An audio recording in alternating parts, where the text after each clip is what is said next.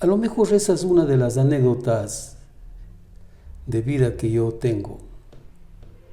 Me contaron que yo nací en Biblián, en esta hermosa y extraordinaria tierra a la que yo le guardo mucho afecto. Pero me inscribieron como nacido en Azogues. Toda mi niñez, que es posible recordarla, tiene su desarrollo en la Avenida de la Virgen. Bueno, yo recuerdo a la familia Macancela fundamentalmente, a la familia Cantos, a la familia Ochoa y a la familia García, y algo más hacia abajo a la familia Rivera, a un personaje excepcional que llenaba de afectividad a los barrios de Azogues de esos días, a don Julio Moreno. Bueno, yo recuerdo una participación algo próxima en una toma que hubo del colegio Juan Bautista Vázquez. Bueno, yo recuerdo una participación algo próxima en una toma que hubo del colegio Juan Bautista Vázquez.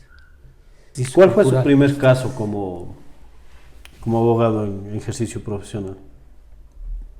Bueno, no podría recordar con precisión. ¿Y el caso más difícil que le tocó? El caso más difícil que yo he asumido en la defensa fue la defensa de un menor de edad que demandaba alimentos y había una negativa porque el demandado era una persona muy importante. Bueno, la política es una de las malas horas. Yo pienso que en la vida del ser humano siempre hay malas y buenas horas. Claro, alguna vez fue tan lejana ya. Fui candidato a la alcaldía de Azogues. Vea, por ejemplo, yo candidato encontré que muchos domicilios de amigos a los que yo había guardado durante años los mejores afectos exhibían propagandas del otro candidato.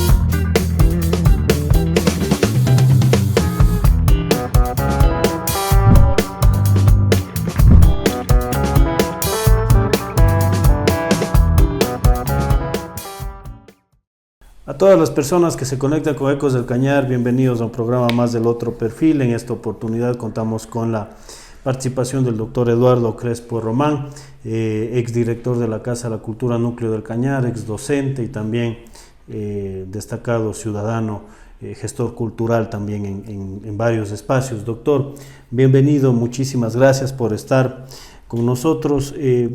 Siempre empiezo preguntándoles a los invitados quiénes son. Quisiera una primera definición suya, más allá del hombre público que nosotros conocemos. ¿Quién es Eduardo Crespo Román? Bueno, ante todo, mi agradecimiento por la generosa invitación que hace usted para mantener este diálogo sobre quién soy y a lo mejor también sobre qué es lo que hubiese querido ser, ¿no? Uh-huh. Y claro, saludar a los ciudadanos, a las familias que en esta noche nos benefician con su participación observando la presente entrevista. Bueno, es complicado para cualquier ser humano definirse sobre uno mismo, ¿no? Pero hagamos un esfuerzo. ¿Qué es lo que podríamos decir? Yo, un ciudadano que ha vivido entre grandes utopías, pero también entre evidentes e irrenunciables realidades, como que decir quién soy de alguna forma compromete preguntar y definir qué es la vida. Y yo la he asumido, como acabo de señalar, digamos, entre lo utópico que conlleva esperanzas, sueños, anhelos, y el día a día, cierto objetivo con sus desafíos vitales, desafíos también de carácter individual. Y en ese entorno, la satisfacción del amor de la familia, que me parece que eso es, además de irreemplazable, es fundamental, porque yo debo confesar que he beneficiado mi vida con la concurrencia de los más grandes afectos. Mis padres, mi madre y mi familia más próxima, que digamos es la familia en donde late el corazón, que es la esposa y los hijos. Y ya a esta altura de los días, la presencia vitalizadora de los nietos. Que a veces son más queridos que los hijos, ¿no? Bueno, claro que los afectos se orientan en ese sentido y de alguna forma se vuelven infaltables. ¿En dónde nace Eduardo Crespo? A lo mejor esa es una de las anécdotas de vida que yo tengo. Me contaron que yo nací en Biblián, en esa hermosa y extraordinaria tierra a la que yo le guardo mucho afecto. Pero me inscribieron como nacido en Azogues. Y claro, Azogues ha sido esa patria de vivencias permanentes en mi vida, pero la patria donde nací, que es Biblián, es la de las grandes memorias. ¿Y usted crece ahí en Biblián o en Azogues directamente? Bueno, yo crezco fundamentalmente en Azogues, ¿no? Pero los primeros tiempos yo asistí mucho a Biblián y allí me beneficié del cariño de los abuelos, a los que recuerdo con la memoria íntima de la gratitud que conlleva el afecto, el recuerdo de mi abuelo don Francisco Román Ullauri, un artesano de la joyería y de la relojería, pero que le entregó tanto a Biblián, porque él es uno de los concejales de la comisión que hizo posible en viaje a Quito la cantonización de Biblián. Fue partícipe de del primer conjunto musical de Biblián. Y claro, en el ejercicio de su maravillosa artesanía que yo ahora admiro, de la relojería, digo yo a lo mejor en un contexto metafórico, él administró el tiempo de los hombres de esos días, y eso para mí tiene muchísima significación. ¿Y usted viene a Azogues a qué sector? Bueno, inicialmente vengo al sector de la calle Bolívar. No ubico exactamente El nombre, pero toda mi niñez, que es posible recordarla, tiene su desarrollo en la Avenida de la Virgen. ¿Y cómo era la Avenida de la Virgen en ese entonces? Bueno, era un pequeño caminito que hacía posible el acceso desde Azogues al santuario de la Virgen de la Nube. Recuerdo ese templo todavía con una sola torre, ahora la tiene dos, pero por ese caminito de tanta memoria y de tanto afecto transitaban las familias campesinas que venían especialmente de la parroquia de San Marcos hacia Azogues. ¿Los domingos a misa o todos los días? Bueno, no solamente los domingos, sino diariamente, ¿no? Y claro, lo hacían a lomo de cabalgaduras y traían hortalizas y otros productos para la subsistencia de la ciudad. ¿Y usted cómo era en el barrio? ¿Cómo era el barrio en ese entonces? Porque podemos decir que en ese entonces sí había barrio porque realmente era la unidad, era la vecindad que se vivía ahora. Ni siquiera se conocen a los vecinos a veces. Claro, el barrio era un espacio de permanente convivencia vecinal. Tanto nuestros padres cuanto nosotros habíamos constituido una fuerte relación afectiva con los vecinos. Con los vecinos. ¿A quiénes recuerda de vecinos? Bueno, yo recuerdo a la familia Macancela fundamentalmente, a la familia Cantos, a la familia Ochoa y a la familia García, y algo más hacia abajo a la familia Rivera, a un personaje excepcional que llenaba de afectividad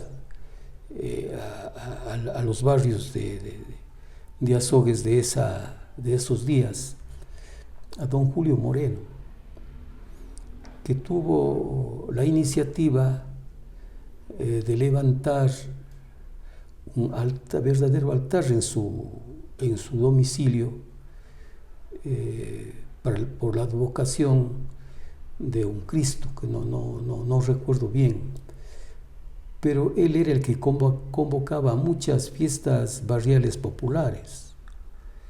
Con banda de pueblo y todo. Con banda de pueblo, con concursos de belleza y con bailes y todo eso. Me parece que de esas generaciones, don Julio Moreno es un verdadero personaje, lleno de vitalidad, generosamente alegre, vital. Y en ese entonces, ¿a qué jugaban como niños en el barrio? ¿Qué hacían? ¿Cuáles eran las distracciones? Tenían que irse a la mañana a clases, o a veces también en la tarde, pero ¿a qué se juntaban con los amigos? Bueno, extrañamente había un juego especial que era el de los golpes, ¿no? Pero claro, con las riñas de vecinos, de niños, se aprovechaba la pendiente del camino en ese entonces, desde San Francisco hasta hacia abajo, con los carros de tabla, fundamentalmente. Había el vole, y me parece que algo que se viene olvidando era ese encuentro imaginario de 2 ejércitos, 3 ejércitos, 4 ejércitos, o 4 barrios que peleaban inclusive con armaduras ficticias, pues no, y con espadas y con flechas, que se hacía con zigzales entre barrio y barrio. Y siguiendo lo que hoy es la calle José Joaquín de Olmedo, teníamos entonces nosotros lo que llamábamos la Tierra Blanca, ahora llena de viviendas, pero ese lugar tenía lo excepcional de que corría vientos, en especial entre julio y agosto. Las cometas. Y entonces era el gran espacio para hacer volar cometas. Elaboradas por uno mismo. Claro, nuestros padres, nuestra familia y nosotros también que aprendimos. Allí dos detalles, ¿no? El uno, que cuando ya elevada la cometa, nosotros enviábamos cartas a través del hilo que la sostenía y que moviendo el hilo, efectivamente, ese papel redondo que habíamos puesto iba subiendo hasta el pecho de la cometa. Y entonces nos llenábamos de satisfacción y de alegría cuando veíamos que nuestra carta había alcanzado la cometa. Algo así como si hoy dijésemos que nuestras cartas han alcanzado los anhelos y las ilusiones esperadas. Y lo otro era efectivamente la elaboración de la cometa, que se lo hacía o se lo armaba con papeles, inicialmente papel periódico. Se lo hacía con una armadura de carrizo y el pegamento era de engrudo, que no era sino esa mezcla de harina y agua, pero con las características efectivamente de tener un pegamento. Pero a veces la factura de la cometa no había tenido el acierto de una buena hechura y terminaba churuqueando y luego caía hacia el suelo, y eso en verdad, en cambio, nos causaba ciertamente desazón, preocupación y tristezas. ¿Y usted de niño cómo era? ¿Travieso como todos o tranquilo? No, yo como todos los niños... sí se mandaba sus travesuras de vez en cuando. Claro, absolutamente. ¿Qué travesuras recuerda de la niñez? Como le dije, los juegos, ¿no? En especial el de los golpes, que hoy nos parece que no debieron ocurrir, pero eran, pues, ¿no? Eran parte de nuestro crecimiento, de nuestra formación, de manera que al primer desafío, entonces necesariamente se debía dar la respuesta aceptando el desafío y obviamente con el juego de las manos, el juego de los golpes, ¿no? Claro que nunca con situaciones que pasen a mayores, de gravedad. Pero lo interesante de eso era que luego del encuentro y del juego de golpes, en cambio se consolidaba la amistad y la fraternidad, porque el otro comprendió, o yo también como otro comprendía, que era solo un juego, y que además debía mediar el respeto al uno y al otro, ¿no? ¿Y en dónde estudia usted, doctor? ¿La escuela? La escuela originariamente, digamos, en la José Belisario Pacheco, que penosamente hoy... 16 de abril, fusionada. 16 de abril, fusionada. Y yo no sé, yo pregunto, ¿cómo es posible o cómo fue posible que se privara a una entidad educativa del nombre de ese egregio azogueño que es José Belisario Pacheco? En la historia cultural y literaria de Azogues, José Belisario Pacheco es una de sus más altas voces poéticas. El gran maestro José Belisario Pacheco. Ojalá Azogues y las entidades educativas vuelvan sobre la memoria de este ilustre maestro, de José Belisario Pacheco. ¿Y el colegio? Bueno, el colegio Juan Bautista Vázquez. Primeramente por ser fiscal. Y luego porque en ese entonces convocaba a los más importantes o reconocidos maestros en esos días. ¿A quiénes recuerda usted de maestros? Yo recuerdo con especial respeto y gratitud sobre todo a don Vicente Cabrera Vega, al doctor Carlos González Bravo, a doña Teresita Muñoz, al doctor Cornelio Izquierdo, que fue un extraordinario profesor de literatura. Igual es un maestro que está olvidado. Y últimamente he puesto empeño en hacer que se reconozca su memoria, porque las primeras páginas que se hicieron posible ser leídas y ser enseñadas vino del doctor Cornelio Izquierdo Muñoz, que luego estuvo en Quito, pero yo digo que él y los grandes maestros en verdad nunca se han ido. ¿Y de promoción a quién recuerda, compañeros? De compañeros yo les recuerdo con mucho afecto, y será porque guardo todavía una sincera amistad al doctor Víctor Miguel Crespo Regalado. ¿Familia o no? No familia. Pero él desde joven, desde esa edad estudiantil, muy serio, muy capaz, yo diría, además de ser un hombre bueno, un personaje inteligente. Con él recuerdo a Franklin Robles López, especialmente por su perfil de artista, al actual doctor Marcelo Jara Calle, vive en Estados Unidos. Y esos serían, digamos, el grupo de amigos. Sí, los más próximos, ¿no? Aunque tuvimos dos compañeras, una doña Nila Ávila Castro, y la otra que falleciera, doña Hortensia Pesantes Rodas, hermana del escritor Rodrigo Pesantes Rodas. Y claro, el Juan Bautista de esos días, además de ser ese espacio para aprender, era un espacio también para otras lecturas de carácter social y político. Ese tiempo las protestas.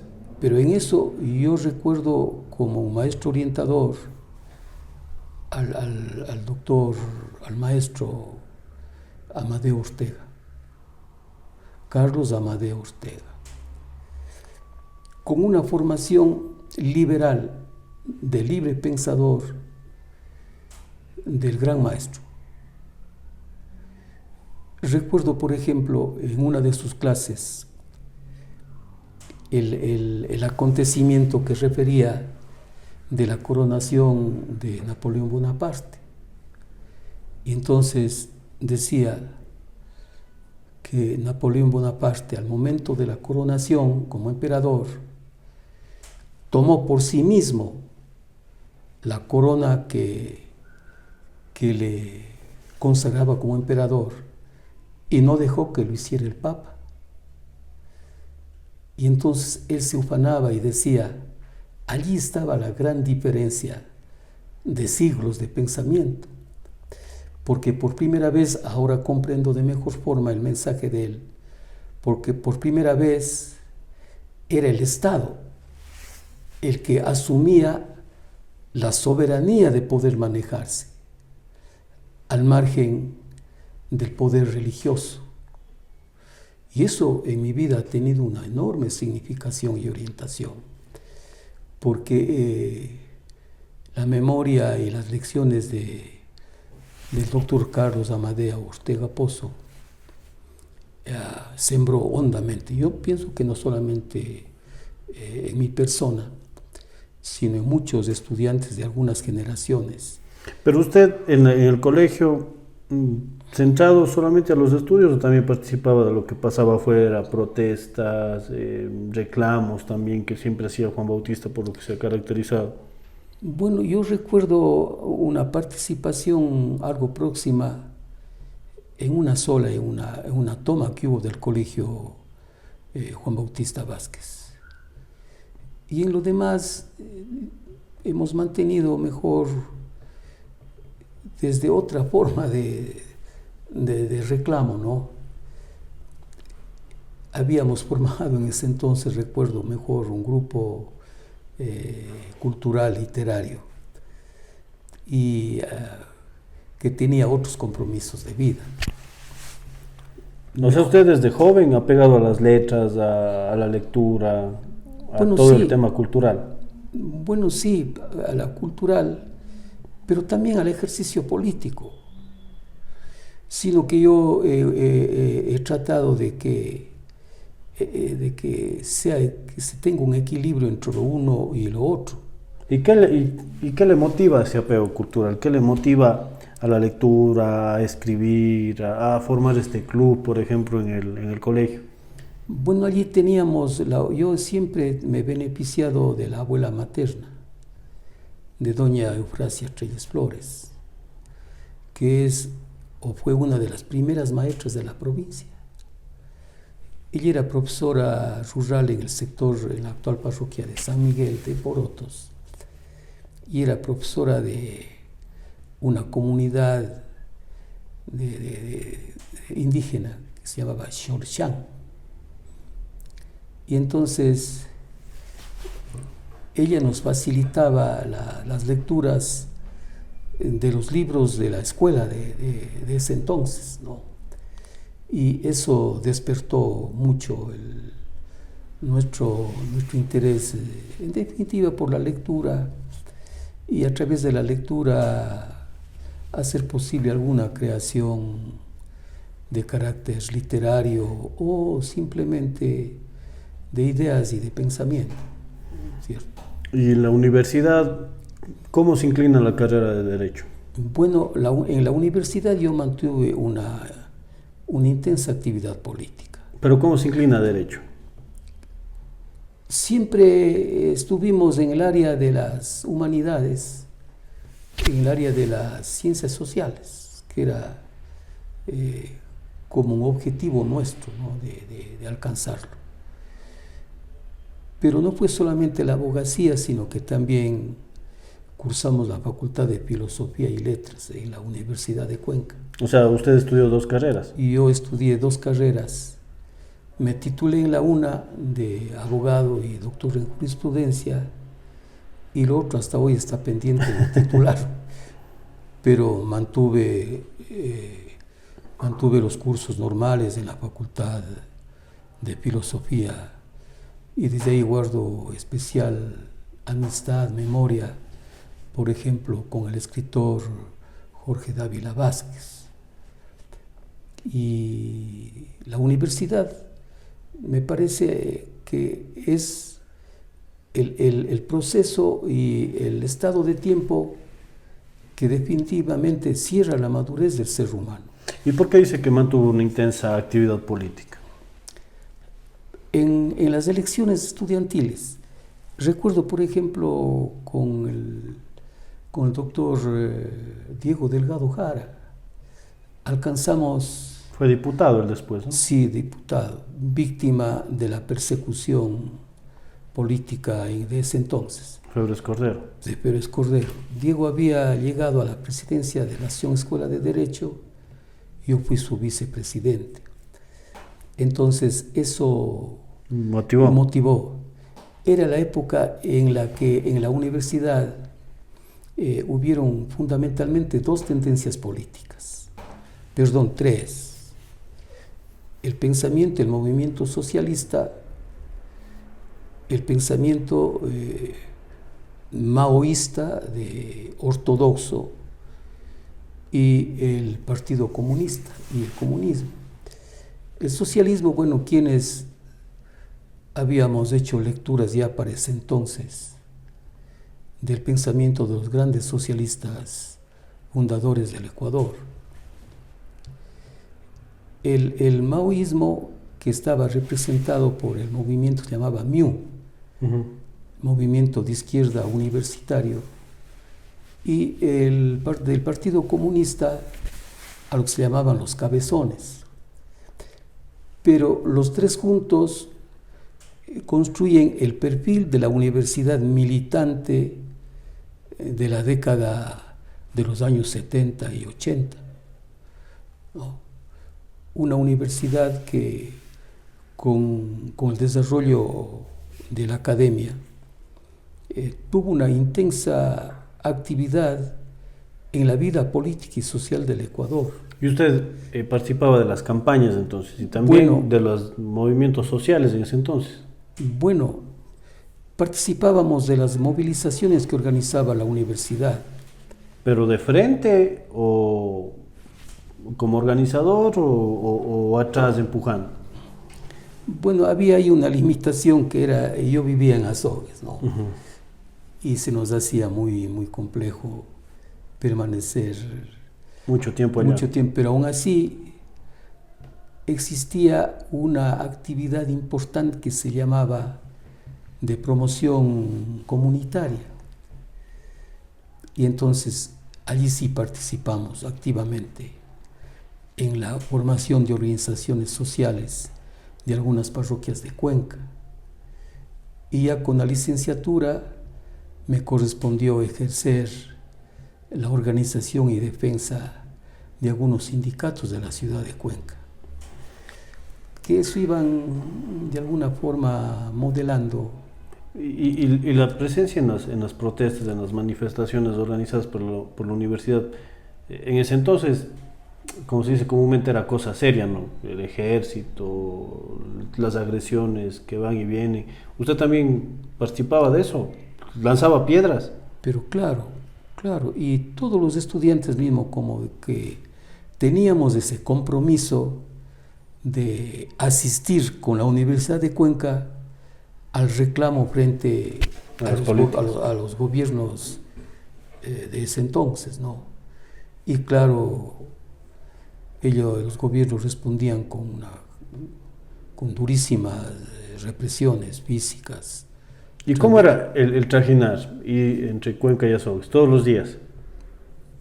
Bueno, generalmente todos los días. Pero un tiempo nos tocó vivir allá. Vivir allá en Cuenca, vivir en Cuenca. Y allí, en un intervalo, habíamos logrado ser profesores accidentales del Instituto Manuel J. Calle de la ciudad de Cuenca.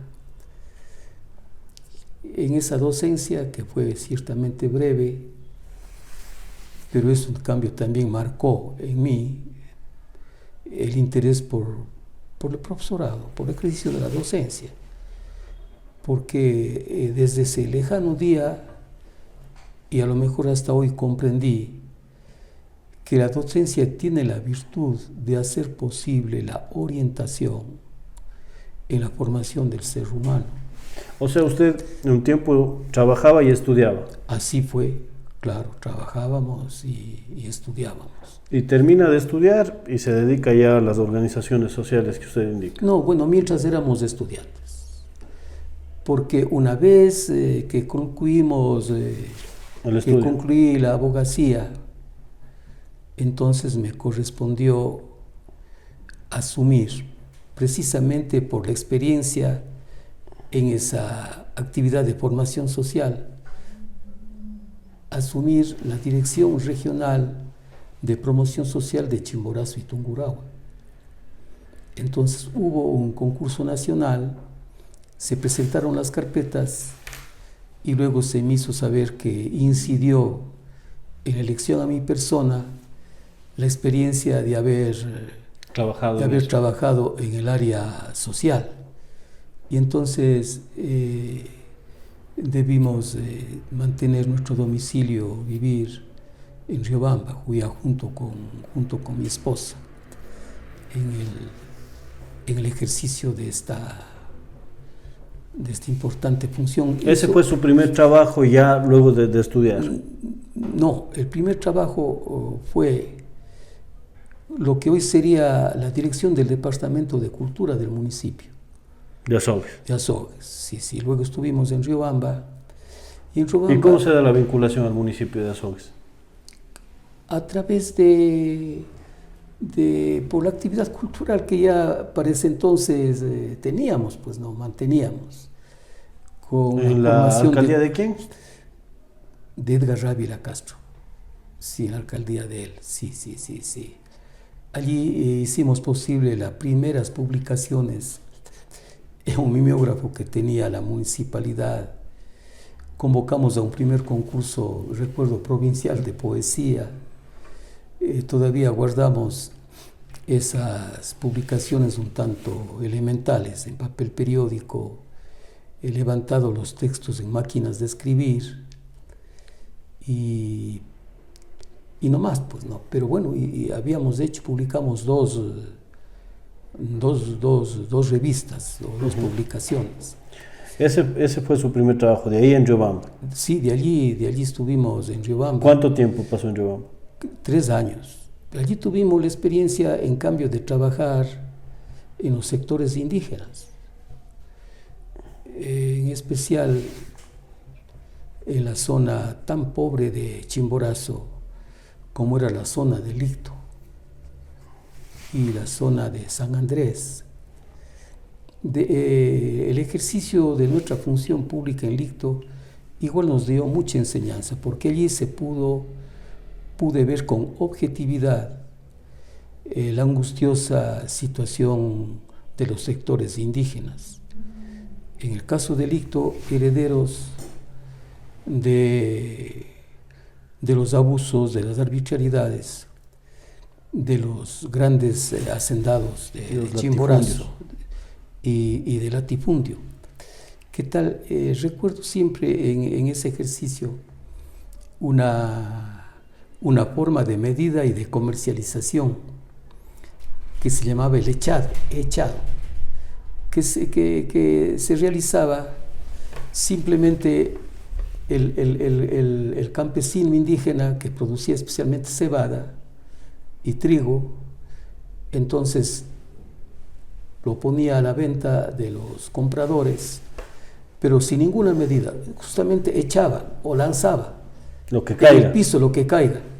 Y el comprador es el que ponía el precio y decía qué cantidad hay. Ahí estaba entonces una relación comercial totalmente inequitativa. Pero también allí en Licto pudimos constatar, por ejemplo, el abuso de los dueños de las pulquerías o de que serían de las cantinas, que vendían chicha a los indígenas de la zona, pero con la particularidad de que les hacían fiar el consumo de alcohol para cobrarles precisamente con productos. Entonces era un buen negocio para los cantineros. Era un círculo vicioso, en verdad, de terrible explotación. Y regresa luego de 3 años a Azogues de nuevo. Sí, de Azogues regresamos como promotor cultural de la Dirección Provincial de Educación del Cañar. Ahí hicimos posible la organización de algunos eventos culturales con el magisterio. Luego ejercimos el rectorado del Colegio de Coquitambo. Eso fue tan importante allí nuestra proximidad desde esa lejana vez con el complejo arqueológico de Coquitambo y con su gente. Porque ya de rector nuestra primera inquietud fue estar pendiente de lo que ocurría con el complejo arqueológico, que en ese entonces las estructuras arquitectónicas que hoy están restauradas y construyen la unidad total del complejo, estaba cubierto a manera de una choza en donde se hacía de guardianías y de ganado y nada más. Pero bueno, eso fue muy importante. Y de allí, del Colegio de Coquitambo, estuvimos como profesores en el Colegio Franciscano, pero en una sección que se había iniciado, que era para formación de sacerdotes, que luego dejó de ser tal y quedó solamente como colegio.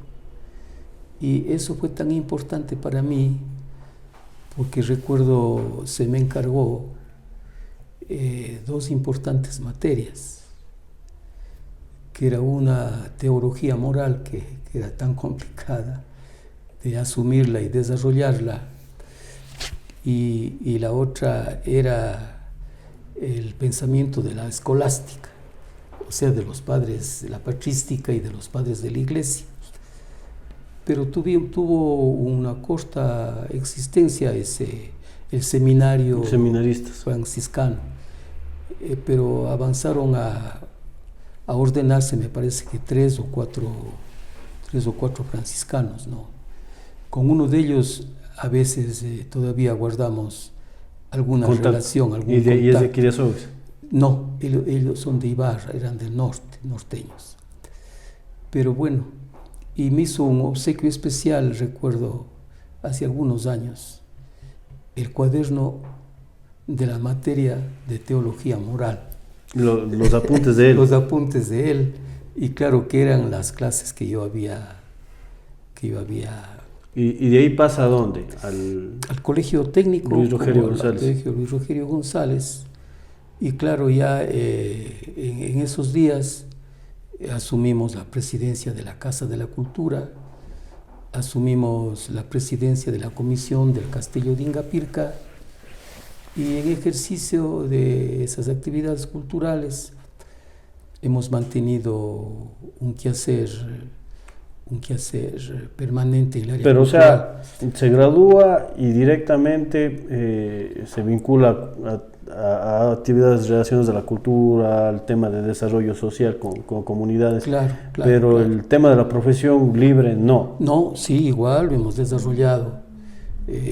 Todavía ejerzo, aunque de manera muy limitada, y ya tengo 47 años de ejercicio profesional. O sea, a la par sí iba ejerciendo de manera... Claro, nunca he dejado de ser también abogado. Entonces, 47 Porque antes había más facilidades, ¿no? Ahora, cuando se vinculan al sector público ya...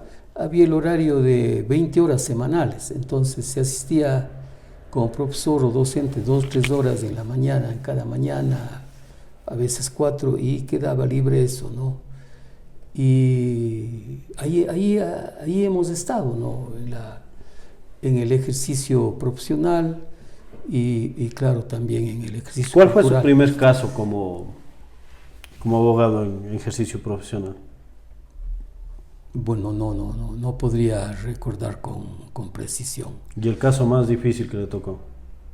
El caso más difícil que yo he asumido en la defensa fue la defensa de un menor de edad que demandaba alimentos y había una negativa porque el demandado era una persona muy importante.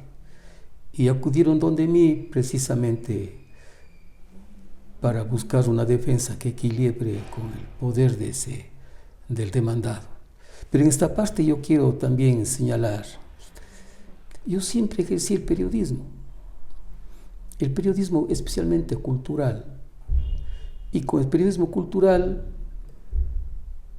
el de opinión.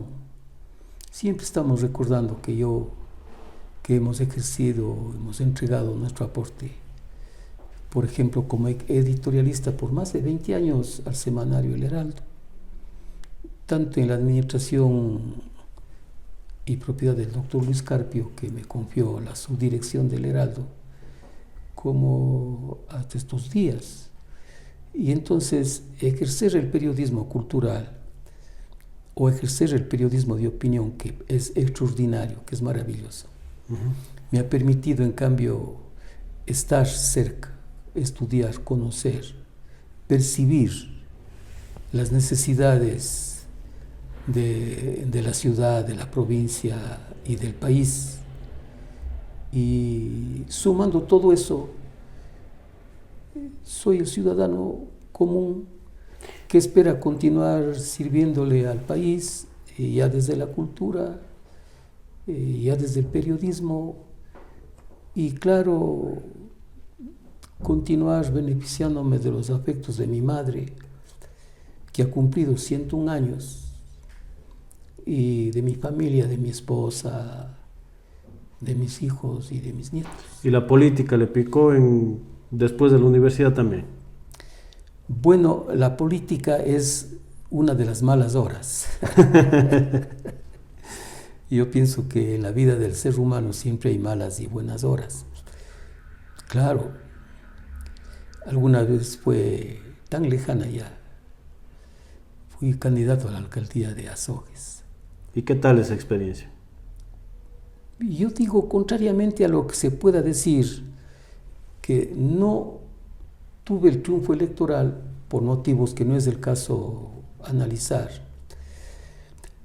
pero se constituyó en una gran escuela, en un gran espacio y oportunidad para la reflexión individual y sobre el entorno. Vea, por ejemplo, yo candidato encontré que muchos domicilios de amigos a los que yo había guardado durante años los mejores afectos exhibían propagandas del otro candidato. Del rival más cercano. Del rival más cercano. Pero yo nunca les guardé sentimiento negativo alguno, porque comprendí, como comprendo ahora, era el ejercicio de su libertad.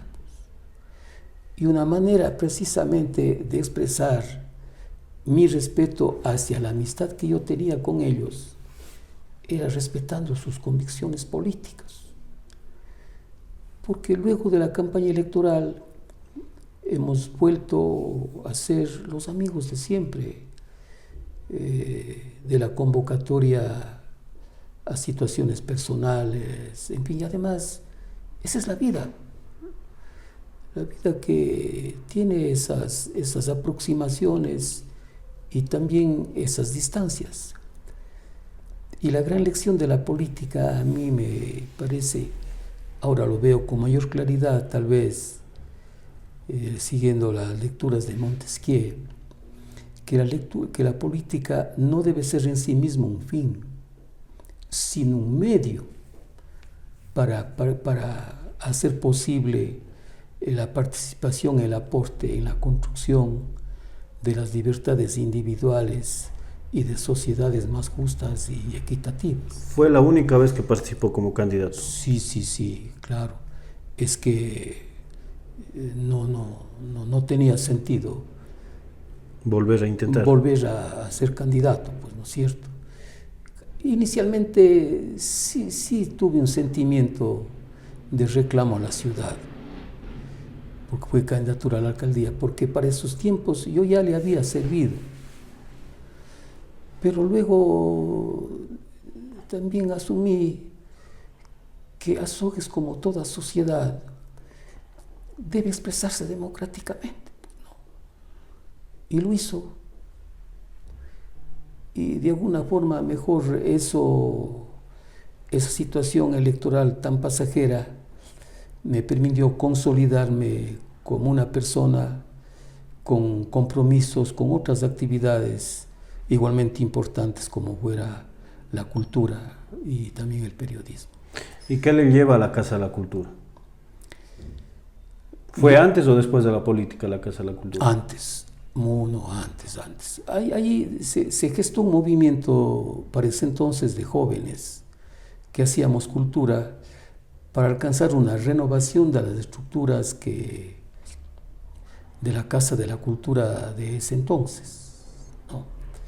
Claro, a mí me precedieron ilustrísimos presidentes, todos, absolutamente todos, en sus tiempos, con las posibilidades que disponía el núcleo, la Castura, que nunca han sido buenos, hicieron y dieron todo lo que pudieron. Pero la dinámica social exigía en cambio una renovación de sus mandos, ¿no es cierto?, para reorientarla. Y entonces, apoyado por muchos amigos, compañeros de la gestión cultural, alcanzamos la presidencia en ese entonces de la Casa de la Cultura. Y allí sí hemos desarrollado importantísimas actividades, tanto a nivel local cuanto provincial. Allí yo rescato especialmente la gestión de recuperación arqueológica de de los sitios históricos del Cañar.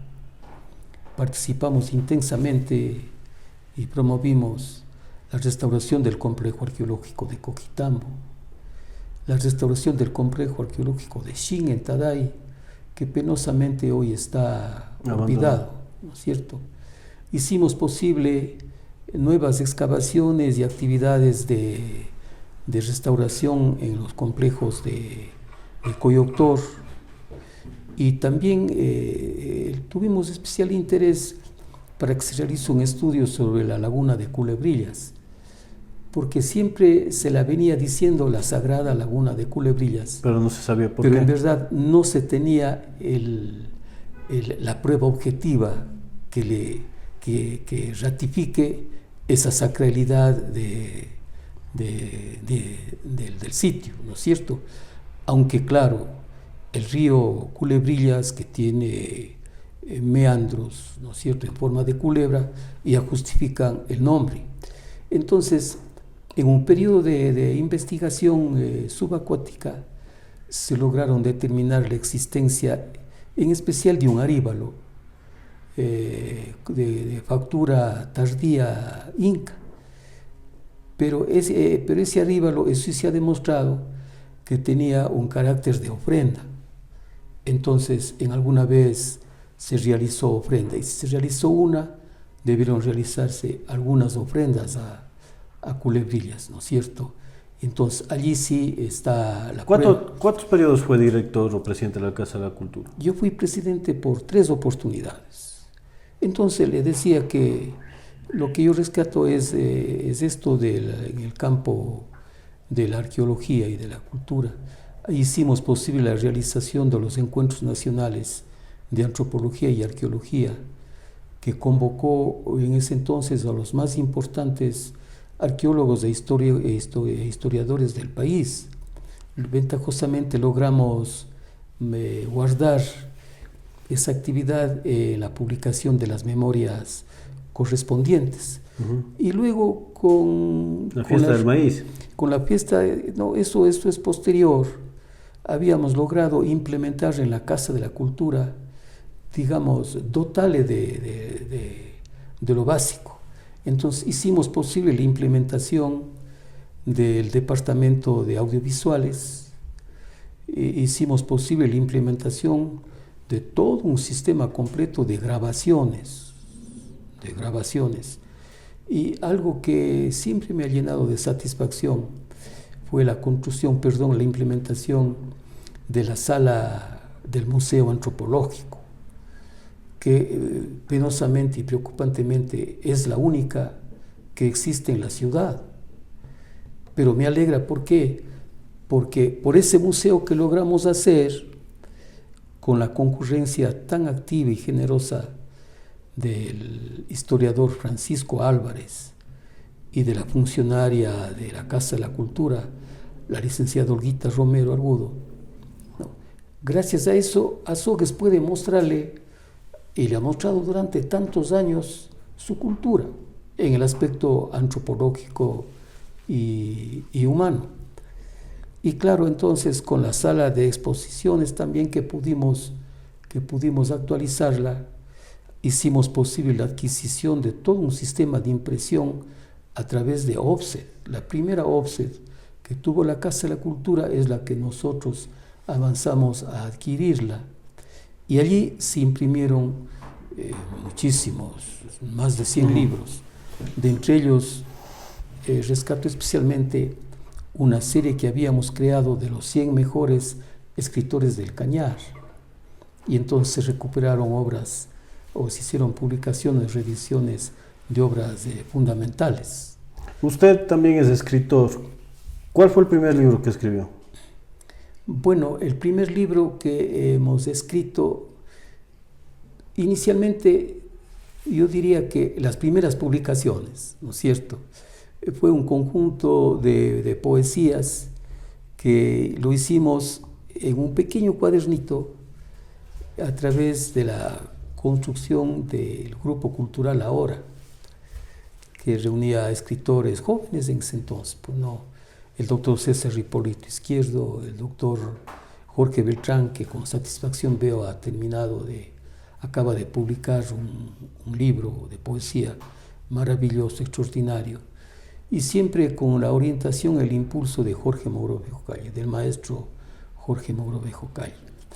Luego vendrán dos libros, dos poemarios, luego vendrá una obra de relatos, luego tendrá un último poemario, y ojalá en este año podamos concluir la publicación de dos grandes libros que recoge los comentarios y análisis de los escritores del Cañar y algo sobre el pensamiento universal. Espero que este año sea de esas realizaciones. Además, urge hacer porque el camino se va poniendo a cuestas, ¿no?